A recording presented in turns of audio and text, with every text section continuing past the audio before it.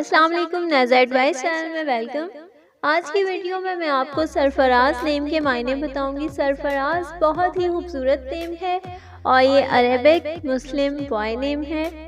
इसके उर्दू में बहुत सारे मायने हैं जैसे कि सरदार, सरबुलंद, पर इसका सबसे खूबसूरत मायने है इज़्ज़त वाला, यानी कि सरफराज नेम है और इसके मायने हैं इज़्ज़त वाला।